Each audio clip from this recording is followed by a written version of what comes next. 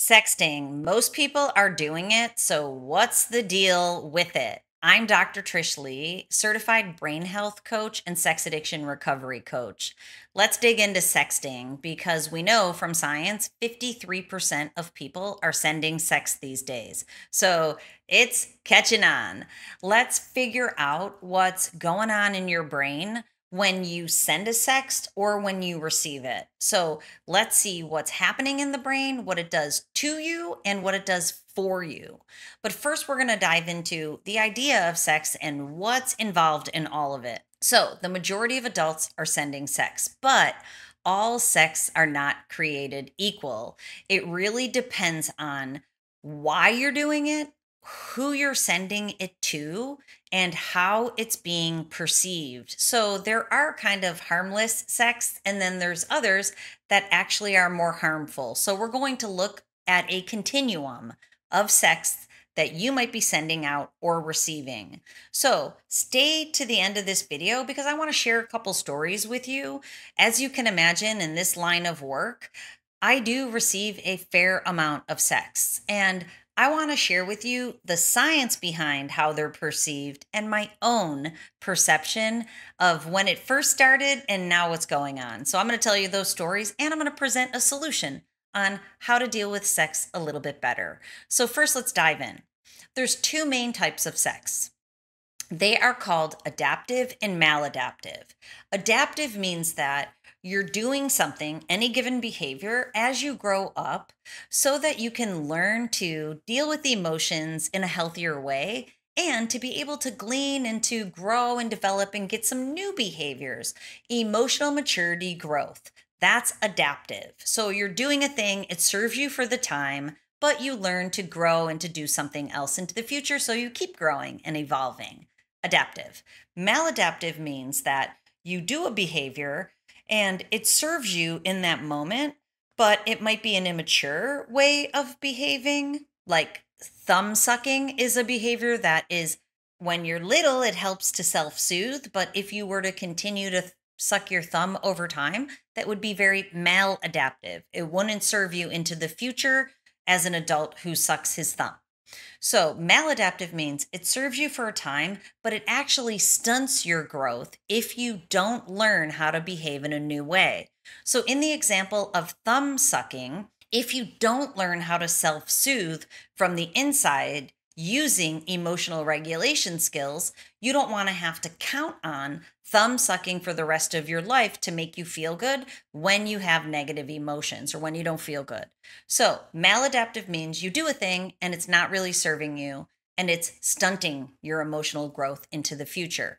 Those are the two main categories we're going to put sex into. So, let's look at what are the type of sex that you might send and how do they fall into these categories. And we will talk about receiving sex too. So, the first type of sext is called an experimental sext. What that means is that you're sending a sext to experiment with sexuality. We find this in adolescents and young adults, especially in the internet age and what is called digital natives, people who are growing up online.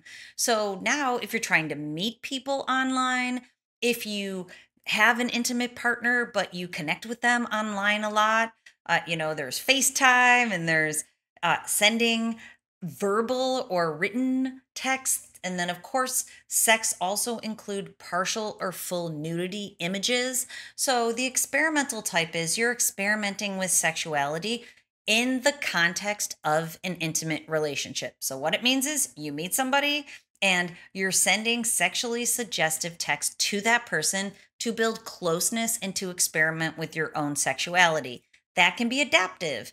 That can be a good way for adolescents, young adults to learn how to throw themselves out there a little bit sexually. But another way, the second category is called aggravated sexts. So, aggravated means now we're talking more about acquaintances and random people because clearly you wouldn't send aggravated sext to someone that you're trying to build intimacy with, a partner, a girl that you're interested in, a boyfriend. You wouldn't be sending them sex to aggravate them if you wanted them to become closer.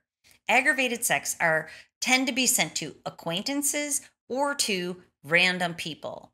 They're more for control, they're more coercive, they're exploitive. So it's trying to exploit a person, control them. 82% of men who send these types of sexts think that they're going to create sexual excitation in the woman recipient. And from research, we know that is not the case. I'm going to share it with you in a minute. But 82% of people who send sexts, especially random unsolicited sexts, think they're creating sexual excitation or arousal in the woman that they sent it to. Not the case. I will share it with you.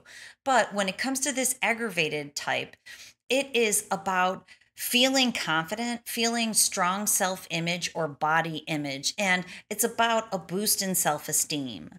So, the way that this might fall out is you perceive an acquaintance, maybe a work acquaintance, a friend who you want to get closer to, possibly. Now, the idea is if you're sending it to build intimacy, experimental. But if you're sending it to kind of throw it out there and exert your confidence and show this person, how saucy and confident you are, that's aggravated. It also might be the third type. The third type is called emotional. So, emotional sex, they're not that they have an emotional content to it. It's the opposite. It's that the sext is being sent to offset negative emotions. Many times it's loneliness, anger, or depression. This is all based on science. So, the idea is you send that sext to make yourself feel better without regard for how it's making the other person feel, or perhaps you are of the mindset that it is going to sexually excitate them, arouse them. Now let's break that down. Where is that coming from? This is where we dive into the neuroscience behind sex. So if you send a sext and you think that person's going to be aroused, it's because of some factors that are also proven by scientific studies. Number one is an increase in impulsivity. People who send sex are more impulsive than those who don't, especially the aggravated and emotional type. Secondarily, there's an increase in hypersexuality. Hypersexuality means too much sexuality. Hyper. It's on hyperdrive, too much of it. We know that hypersexuality is another name for the official name, compulsive sexual behavior disorder, which means there's compulsions around sex. You have to act out in sexual ways to make yourself feel good, to offset negative emotions. Emotional dysregulation is at the core of aggravated and emotional sexts. At the core of emotional dysregulation is neurological dysregulation. That means that there's brain dysfunction. Your brain is not functioning in an optimal state, and it is making it so that you're more impulsive and you're more hypersexual. Well, how does that happen? Many times it happens because people find pornography in adolescence, and it changes the way that your brain operates. It actually makes it so that you'll objectify and dehumanize people. You now start seeing them as objects for your pleasure. It leads to sexual narcissism. Again, not my idea. It's supported by science that you see yourself as the receiver of the pleasure and not really looking at the long-term consequences or how the other person is perceiving it. So that neurological dysregulation, brain dysfunction at the core, makes it so that your frontal lobe doesn't work as well. That's where impulse control and judgment is basically controlled. So again, then the reward center in your brain is desensitized. We know that when you get high levels of dopamine from pornography or from explicit matter, sexual media, that can make it so that your brain needs more dopamine, an escalation behavior. So it works like this. You've been consuming porn or watching content online for a while, that made your brain feel really good. But there's tolerance building and what's called habituation, which means you need more dopamine. And the way that the hijacker will convince you that this is a totally brilliant idea to get more dopamine? It's to send a sext to an acquaintance or to a random person. So the hijacker goes, I've got a totally brilliant idea. Why don't you send Dr. Trish Leigh a phallic pic? And then me and my team are the recipients of said phallic pics, if you know what I mean. But it's for control. It's not really thinking about the people on the other end and what they want, because I will tell you, it's not sexual excitation that's happening on the other end. It's coming from brain dysregulation. It's coming from brain dysfunction that makes you more impulsive. It makes you more compulsive. You have to do it over and over and over. So if you find that you can't stop sexting, that is because it's a compulsion. Compulsion means it's something that you did and now you need to do it to feel good, to offset negative emotions. Now let's pivot for a second into what women perceive in sex. There's two types of expectations that happen around sexting, and science shows this. One is a positive expectation, the expectation that the sender or the receiver is going to feel more confident. Many times men perceive themselves as the sender as more confident. It gives them stronger body image and increased self-esteem. It makes you feel better about yourself to send the sext. So that's the positive expectation. And we know men associate the positive expectation with sexting much more than women. Women associate the negative expectation. The negative is that the person who sent the sext is, quote, dirty, foolish, and vulnerable. Not my words, quote unquote, of the scientific study. Dirty, foolish, and vulnerable is how women perceive the sext that are sent. So now hear this. If you're sending a sext to a woman to sexually arouse her, that is not happening. What is happening is she's perceiving you as dirty, foolish, and vulnerable for the most part. And what's happening is it's making you feel more confident, but you're not getting the outcome that you want. The outcome is either experimental to build intimacy, which there's other ways to go about, or it's aggravated and emotional to control and exert control over the other person, objectification, dehumanization, and to offset your own negative emotions of loneliness, depression, and anger. So that's at the core of sexting, impulsivity and hypersexuality, and you're not actually getting what you want. Now let's turn the tables to, if you receive sexts and they make you feel good, what's going on in your brain? Now, I know this happens to a lot of my clients, that they will go on dating apps or they'll message colleagues and work acquaintances or other people. That message validates them. So I was talking to someone the other day and it was just a simple flower emoji. A flower emoji comes in from a work acquaintance, and that little ping, what it does is it says, somebody wants me. It'll give you a dopamine hit, and it's increasing your self-esteem.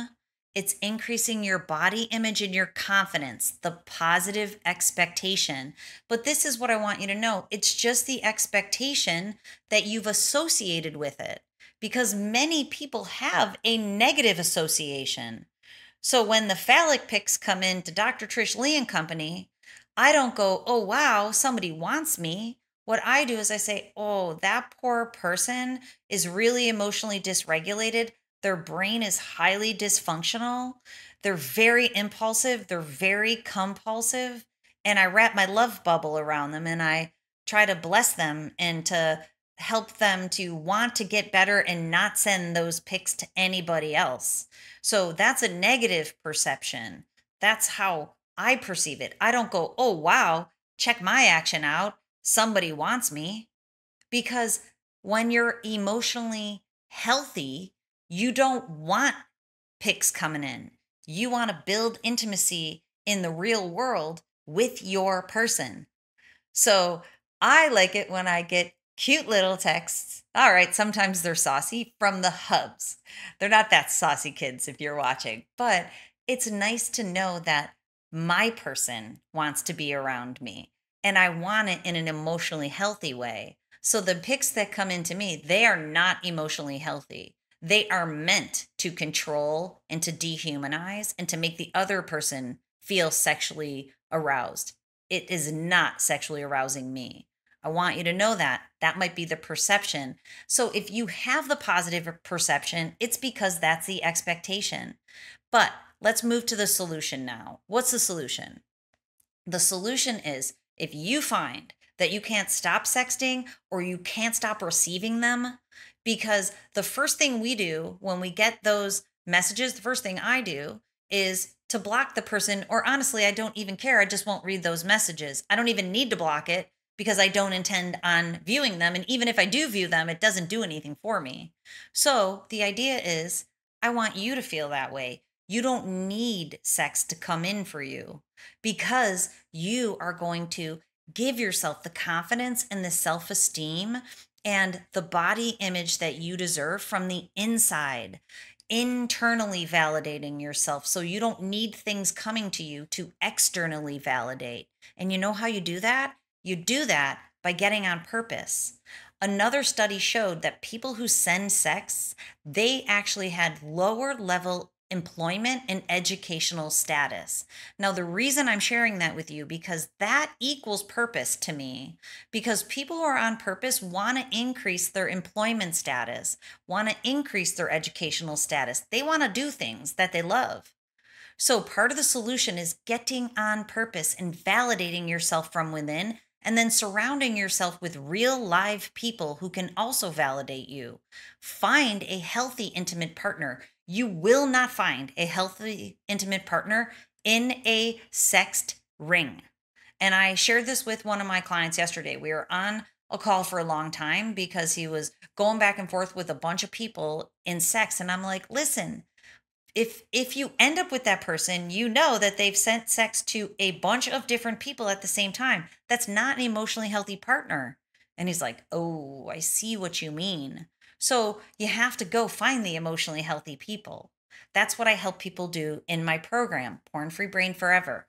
In that program, you learn how to unwire your brain from the need for external validation and how to internally validate, so that you can leave explicit matter behind, get on purpose in your life so you can rock out your best life. Internal validation is a huge part of it, but it comes from a regulated brain. It's imperative that you heal the dysfunction in the frontal lobe and in the desensitized reward center. Healthier neurological regulation equals improved emotional regulation equals improved self-regulation equals improved social relationship management. Those are the 4 pillars of emotional intelligence. When you have more emotional intelligence, you don't need sexts. You don't need to receive them because you're validating from within. And you literally would never send one because you would realize it's vulnerable, risky behavior that is perceived as foolish. So I hope this video helps you understand that if you're wrapped up in sexting, receiving, or sending, it's because of impulsive and compulsive behaviors surrounding hypersexuality. And there is a solution to that.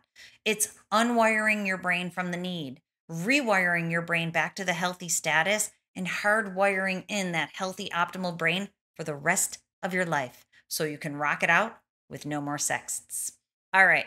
I hope this video helped you. If you want more information, please go over to drtrishleigh.com. And until next time, control your brain or it'll control you.